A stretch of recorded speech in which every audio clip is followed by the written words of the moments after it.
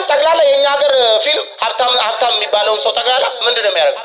የመጨረሻ ሀብታም ሰው የቆጥሮ ሲያዝ እንትን ምናምን ዳውስ ጭቁን ብሎ ሲውል እኔ ወድሻለሁ በድነቴ ምናምን ዘፈኖቹ ጠቅላላ ድሃ ነኝ ምናምን ድነትን ሴሌብሬት የሚያደርግ መንፈስ የተመታ ነው።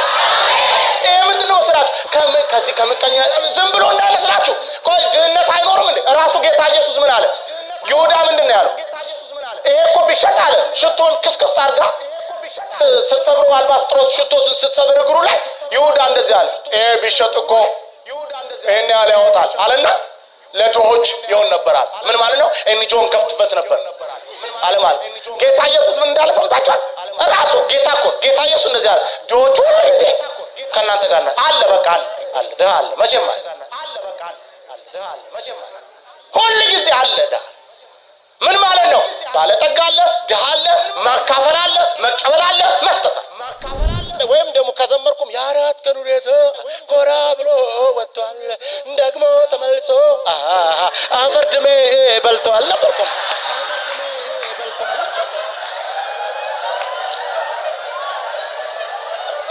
የለማ አለ እንዴ አላዛር አለ በቃ አላዛር አለ። ምን ይላሉ እነዚህ? አሁን ምን ልላችሁ ፈልጌ መሰለህ፣ ታምራት የሚባለው ነገር ኢየሱስ ክርስቶስን ለማሳየት ነው። እቺ ጩቤዋ አጠር ያለችና በጣም እንትን እና ከአንደኛው ጋር ሲጣሉ ግጭት መቼም አለ አረ በየቦታው እና እሱ እዚህ መቀመጫው ላይ እንዲህ አድርጎ ሰካበት ማለት ሲጣሉ ልክ አውጥቶ ከዛች ውስጥ ማለት ሲጣሉ ያ የተሰካበት መሮጥ ጀመረ ማለት ነው። ተሰክቶበታል ደም እየፈሰው ማለት ነው። ይሄ የሰካውም ደግሞ ያዙት እያለ ይሮጣል። ምን ሆነ ነው ምን ነካ ሲሉት እንደ ጩቤን ይዞብኝ ይላል። ያንዳንዶቻችን ጩኸት የሚገርም ጩኸት ነው። ምን ጩኸት ታውቃለህ? ሰክተን እንደገና ጩቤን ይዞብኝ ሮጠ ይባላል። እንደዚህ አይነት እንትን አለ እንዴ? የተሰበረ ይው ማጥራት ቸርች ውስጥ ስንት አይነት ነገር ይመጣል መሰለህ። እንዴ ጥቅስ ኤፌሶን 5ን በጣቱ ይዞ ይመጣል። እንደዚህ ይዞ እሷን አጥርቶ ይመጣል። እንደዚህ ያው ለኤፌሶን 5 ሚስት ለባሏ ምናምን ብሎ ይመጣል።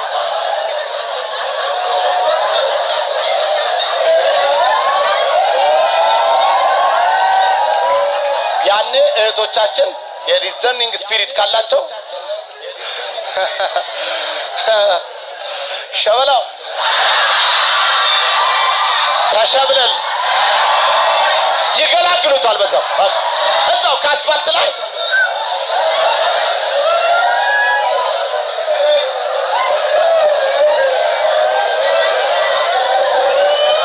ኢየሱስ ያድናል። ቶዩ አበጣጠሩ ስታይል ኤቭሪቲንግ ንግግሩ ሁሉ ንግግሩ አይደለም። አቤት አባቢ ገቼ ነው እንደሚለው አይደለም። አሁን ንግግሩ ይለያል። ስጧቸው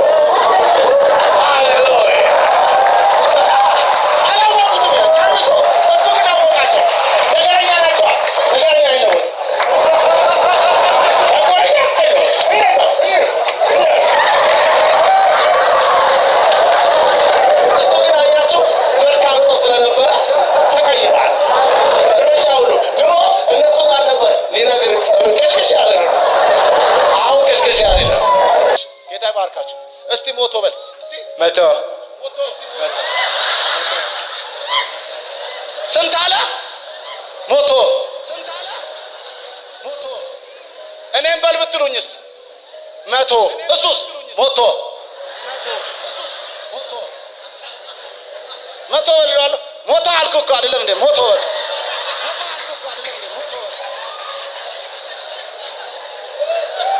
ኢየሱስ ጎይታዩ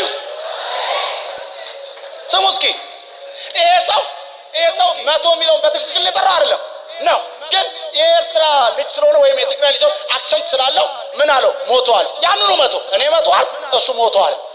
ስንት ነው? 200 ነው እንዴ? አይደለም 100 ነው። ያው 100 ነው። አሁን ምን ማለት ነው? ክርስቲያን ወንድሜ ነው፣ በጌታ ነው፣ አብረን እያገለገልን አብረን እያመለከን፣ ግን ገና ሞቶ ሲል ከአስመራ ነው የመጣው እንላለን ማለት አይደለም እንዴ? ወይ ደግሞ ሰላም ስትሉት እንዴት ዋክስ ደህና እንደሆነ አለ ደህና ነው እንደሆነ ስራ ሲል በቃ የሰው ከየት ነው ይባላል? ከትግራይ በቃ የትግራይ ሰው ነው ይባላል አይደለም እንዴ? አንዱ ሰው ደግሞ ተጣጣ እንዴት ረስቱት እንደው ደህና ነኝ አንተ እንደው ደህና ነው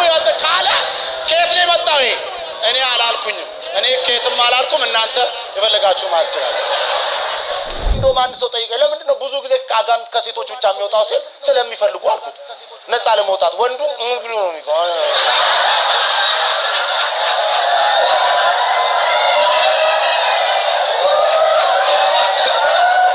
ጌታ ሴቶቹ ሲመጡ ገላግለኝ ብሎ የኔ ጌታ ካለብኝም ከላይ ላይ መታው ብሎ ይመጣሉ፣ ይመታላቸዋል። ወንዱ ግን እኔ እዚህ መዋረድ አልፈልግም ብሎት አዳልሞቲውን እንደያዘ ተመለሰ። ለጌታ ቤት ስራ በጌታ ፊት ቆይ ለጌታ ቤት ስራ ብራቸውን ያላቸውን ካስቤዛ ቀንሰው ወርቃቸውን የጣት ቀለበት ምናምን የምትሰጡ እዚህ ባታርጋ የእጇን ቀለበት ሰጣት ባለቤት ሰ የጋብቻ ቀለበታችንን የታረክሽው ይላል ዛጋ ለጌታ ቤት ስራ በጣም ልብ ተነሳስቶ ሰጠውት ያምሻል እንዴ አንቺ 3 አመት 4 አመት ጉልበት በልቶ ገንዘብ በልቶ አርጎ ፍሬቻ ሳያሳይ እጥፍ የሚል ስንት አይነት ሰው አለ። ዲዘን ካረክሽ ግን የመጀመሪያ ቀን ገና መንፈሳዊ ሲሆን ወደ ልቤ ምናምን ሲል ንካው በቃ አንዳንዱ እኮ የመጀመሪያ ጊዜ ቆጣቁም በቃ የሚመጣና በቃ መጀመሪያ ሊት ላይ ነው ህልሜ ነው። አንቺ ከዛ ቬሎ ለብሰሽ እንደዚህ እየሮጥሽ መጫለሽ፣ እኔ ደግሞ አበባ እየተበተንኩኝ ከተልሻለሁ። ከዛም አንድ ላይ ተያይዘን እዛ አበባው ላይ ስንወድቅ አየው ሲልሽ እቺማ ድሮ በልጅነት ያያት የህንድ ፊልም ነች። ስለዚህ ምን በል ንካው። አንድ ባልንጀራ የነገረኝ ነው ዛሬ መንገራችሁ። ደሴ ከተማ ውስጥ ነው የሚኖሩትና ከደሴ ወጣ ወዳለች ቦታ ገጠር ውስጥ እንሄዳሉና ሊያው አካባቢውን ሄዱ። የከተማው የደሴ ከተማ ልጆች ናቸው። እዛ ሲደርሱ አንድ ገበሬ ቤት ውስጥ ቆቅ አዩ እና በጣም ገረማቸው። ቆቅ በተፈጥሯ አትያዝ፣ በጣም ኃይለኛ ነች እና አገር ቤትም ታቁ እንደሆነ አንድ ሰው በጣም ሰስታም ከሆነ እንደዚህ ምናምን ከሆነ ቆቅ ነው የሚባለው። ይሄ ቆቅ ነው የሚባለው። የማይናገር ከሆነ ልቡ የማይገኝ ከሆነ እሱ ቆቅ ነው የሚባለው። ከዛ የተነሳ እናቺ ቆቅ ማአት ቆቆችን ሰውየው ሲያረባ አይቶት ገረሟቸው እነዚህ ልጆች እና ገበሬውን እነዚህ ሁሉ ቆቆች እንዴት አረባቸው እንዴት ያስካቸው አይያዝም ቆቅ ብለው ሲሉት አይ እኔ በቴክኒክ ነው እና ባረቄ እንትን ቀቀልኳል ስንዴ ባረቄ ቀቀልኩና ቆቆቹ የሚመጡበት ቦታ በተንኩታል። ስለዚህ ቆቆቹ በልተው በጌታ ሰላም ሪላክስ አረጉ አለ። ያኔ እነሱን ፒክ ያረኩኝ ወደ ቤት አመጣዋቸው። ይሄው ነው ቴክኒኩ አለ። ገረማቸው። በሌላ ጊዜ እነሱ ወደ ከተማ ተመለሱና የከተማ ስንዴ ገዝተው ባረቄ ቀቅለው በላስቲክ ይዘው መጡ። እዛ አካባቢ መጡና አንድ ከብት የሚጠብቅ ልጅ አገኙና አቡሽ ቆቆቹ የታካይ ነው መጡት ሲል እዚህ አካባቢ ነው መጡት ሰዓታቸው ግን ገና ነው ይላቸዋል። በቃ እነሱ እስኪመጡ እዚህ ወንዝ ደርሰን አይተን እንምጣ ሲመጡ ይሄንን በትንላቸው ብለው ሰጡት ልጅ። ብላቴና ወረኛ ደግሞ ቀመስ ያደረገው ይጣፍጣል ባረቄ ስለተቀቀለ ማለት ነው። እሱ በሰላም እሷን አሰናበትና ቆቆቹ በሚመጡበት ሰዓት ከቤት በርቦ ሌላ ስንዴ ይዞ መጣና ለቆቆቹ በትንላቸው። ቆቆቹ በጌታ ሰላም በልተው ሄዱ። ሲመጡ እንዴት አረክሱት እናንተ የጣችሁኝ ጣፈጠኝ። ለቆቆቹ ደግሞ ከቤት አምጥቼ ሰጣዋቸው አለ። ወይ አለ ቆቆቹ የእግዚአብሔርን ቃል ቢያውቁ ኖሮ ምን ይሉ ነበር? ወጥመድ ተሰበረ። እኛም አሁን እንኳን ጠንቅቀው አያውቁትም። በመጽሐፍ ብቻ ነው ሊያውቁት የሚችሉት። የእንስሳው አይነት አንተ በጣም እኮ የሚገርም አምላክ። የውሻን ዘር እኛ ውሻ ብለን ነው የምንጠራው። የውሻው የዘር አይነት እንዴ አዳም ታግላል የሚያልፈውን ሁሉ በቃ እንስ ታግላል በቃ አሞራ ሾል ሲል ግን እንደ ቁርቁር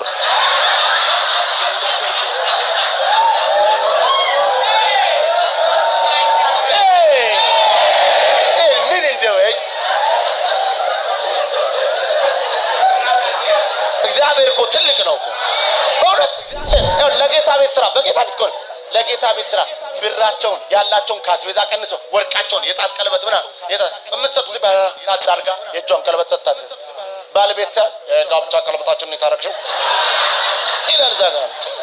ለጌታ ቤት ስራ በጣም ልቤ ተነሳስቶ ሰጠሁት። ያምሻል እንደ አንቺ ይላል።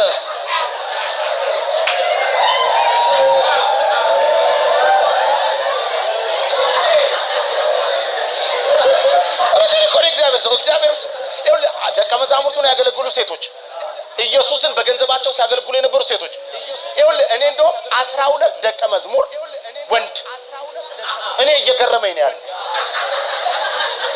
ለምን መሰል? ቆይ ስማኛ፣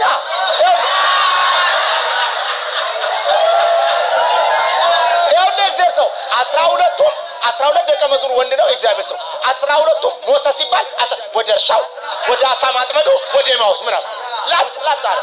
እነዛ ማርያም ያቺኛይቱ ማርያም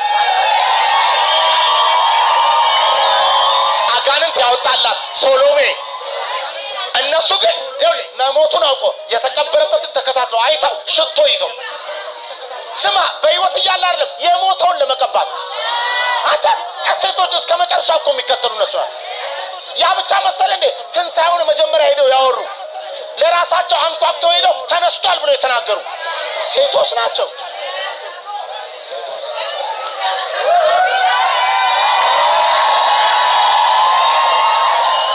እግዚአብሔር ምስክሬ ነው። እኔ በጣም ነው የምደነቀው በእህቶች በቃ ቀድሚያ ናቸው። የአባታችሁ ቤት ፓስተሮችን ለማገልገል አገልጋይን ለማገልገል ከልብ ነው የሚሰጡት። በእውነቴን እኮ ነው። ክብር ሁሉ ለኢየሱስ ይሁን። አሜን። ልንገራችሁ ሴቶች ባይኖሩ እቺ ምድር ራሱ የጦር ካምፕ ነው የምትመስለው። ምንም አታም ውበት አይኖራትም። ወንድ ብቻ ቢሆን ሰረቃ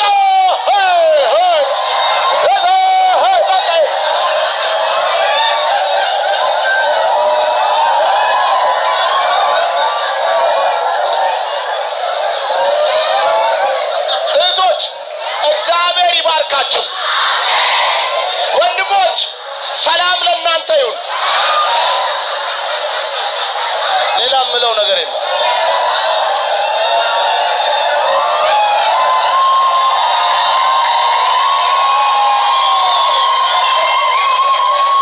ወንድም አንድ ቸርች ውስጥ እኔ ለምን ነው ማሰጡኝ? አንድ ቸርች ውስጥ ለምን ነው ማይሰጠኝ? ሁልጊዜ እናንተ ብቻ ናችሁ የምትሰብኩት። ሽማግሌዎችን አስጨነቃቸው። መጨረሻ ላይ እንስተው ለዚህ ሰው አሉና ሰጡት። ሰጡት። ወጣ ማስታወሻውን ወገኖቼ ሳውጸጥ ወገኖቼ ሰጥ በቃ የዛሬው ርዕስ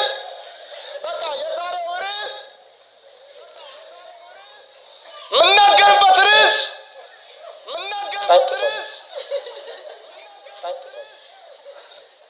የማስተውል ልብስ ይገለበጣል የሚል ነው ማስተምረው። በቃ ሰው ምን ግሩም ነገር ሊናገር ነው ብሎ አሜን ማስተውል ልብስ አሜን በሩት እስቲ አለ ይገለበጣል። እናንተ ተነሱ እስቲ አላችሁ። ተነሱ። ያስተውላሉ ወይስ ያላስተውልም? እንደው እግዚአብሔር ይርዳኝ። ይምጡና ይገልበጡ።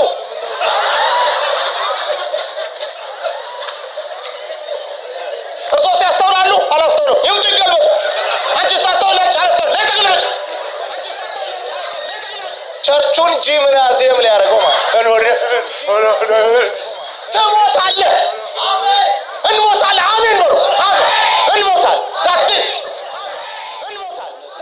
ሁሉ በየቤቱ የለጠፈው በቃ አንተ ከኔ ጋር ነና ክፉን አልፈራ ወደ ረፍቱ ዘንድ ይመራኛል ገና ይመራኛል ነው ያለው ሁሉም ሰው። እንዴት እንት ነው የጌታ ፈቃድ ይሁን ብለህ ዝም ማለት እግዚአብሔር እረኛ ነው የሚያሳጣኝም ያለ በለመለመ መስክ ያሳድረኛል። ጥቅሳችን በየቤተ ጥቅስ እኔ ዛሬ አሪፍ ጥቅስ ይዘን ነው የምንሄደው። አሜን ትላላችሁ? አፈር ነህና ወደ አፈር ትመለሳለህ፣ እንደውም ትመለሳታለህ ብየዋለሁ። እኔ ዛሬ ለምን መሰለህ ሰው እንደሚሞት እርግጠኛው ነው። ወደ ቤቱ ከተመለሰ ጤነኛው ነው ያድራል። አብርሃም ራቡ አይገርማችሁ? እርሞት ወደ ግብፅ ወረደ ይላል። ሚስቱን እስኪነጠቅ ነው። እምነት እምነትን የሚፈትን ጉዳይ ማለት ነው። ግን እግዚአብሔር የተናገረው ነው ይሆናል። በደንብ ነው ይሆናል።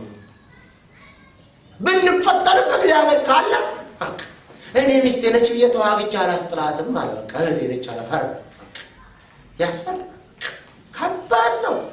እምነት ማለት የመጨረሻ ከባድ ነው። ሚስትን እህቴ ያሰኛል። አይገርማችሁ?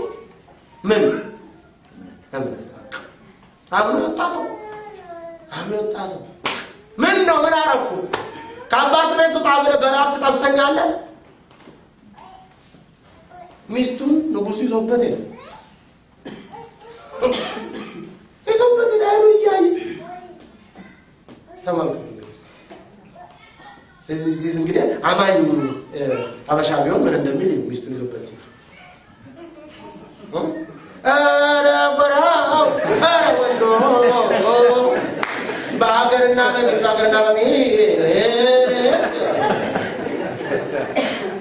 አብርሃም የጠራኝ ያታመነ ነው። ሚስቴን አታልሎ አብርሃም በእምነት ቆመ። ሚስቱን ይዞ ሄዶ ሊያስነውራት ሲል የኔ ጌታ የጠራውን የተከተለውን የተስፋ ቃል የሰጠውን የማያዋርድ ጌታ መጣለት አለ ንጉሱ። እንዳትነካት አለ። የነብይ ሚስት ነች። እስቲ አንሳው አሜን።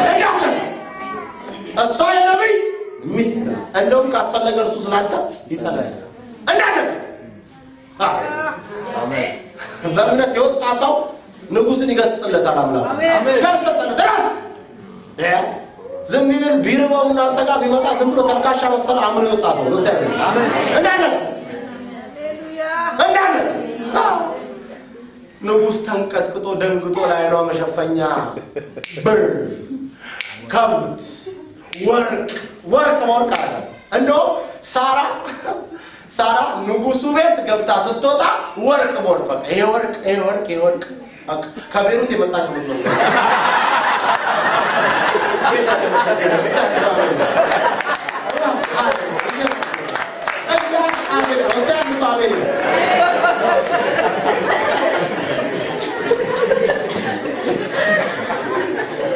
ኢየሱስ ያድናል። አማኝ አምልኩ ከሱ ጋር እስቲ አንድ አማኝ አሜን ሃሌሉያ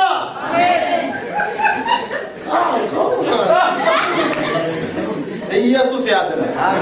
ጌታ የተመሰገነ ነው። እግዚአብሔር ጻድቅ ነው።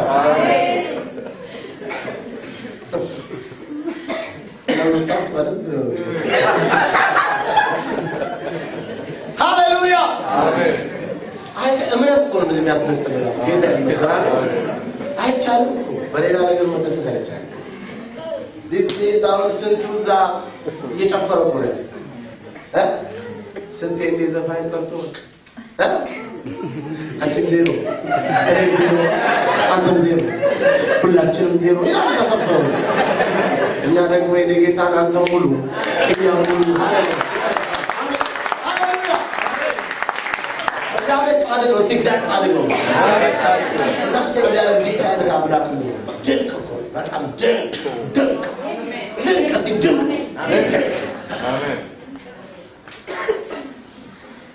አሜን አሜን። ስለዚህ አሁን የኔና የናንተ የእምነት የተደረገብን መተትና አዚም በቃ መውደድ አለበት። እኔ አምኜ እንደሚራገፍልኝ አምኜ በቃ አልፈልግም። በሌላ የተደረገ አዚም አልፈልግም። እንዴት ይሆናል የሚባል ነገር ካፌ አይወጣም። በቃ መንፈሴ ጸንቶ ይጠብቀዋል። እግዚአብሔርን እስከ መጨረሻው አምነዋል። እንዲህ ነው ጌታ የሚፈልገው አማኝ። በልሳን መናገር መብቴ ነው። ለምን ዳግመኛ ተወልጃለሁ። አጋንንት ማስወጣት መብቴ ነው። አንዳንዶች እንደውም ሲተቹ ምናምን አስተያየት ሰጡ ሰምቻለሁ። አጋንንት አስወጣለሁ ስል ሰምተው ማን ነው እሱ አጋንንት አስወጣለሁ ማለት ነው እና አስተያየት ሰጣለሁ። አጋንንት ነኝ ክርስቲያን ነኝ ግን አጋንንት አስወጣለሁ ይላል። እሱ የሚያስወጣን ሰው ነው። አታስወጣላችሁ ነው የሚለው። አስወጣለሁ አይልም። እሱ ሰጥቶናል መብት። ልጆች ነን። ማርያም የሚሆን ነገር አልነበረም የተናገረባት። ለዚህ ነው ምክንያቶቿን የደረሰችው። ወንድ ልጅ ትወልጃለሽ? አዎ። ይህ እንዴት ይሆናል?